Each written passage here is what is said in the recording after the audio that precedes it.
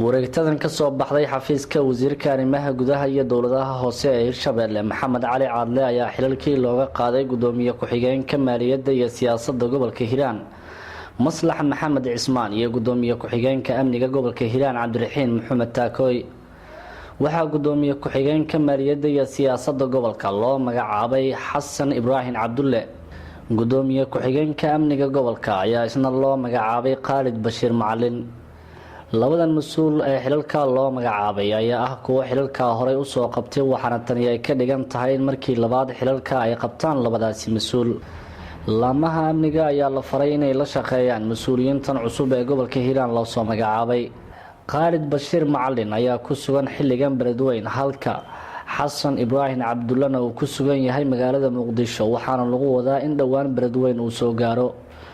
lama oga in mas'uuliyiinta hore ee xilalka laga qaaday xilka ay sidii loogu wareejiyo oo kala ay ugu wareejin doonaan mas'uuliyiintan cusub ee dhawaan la soo magacaabay iyo waliba inay ka biyadiidi doonaan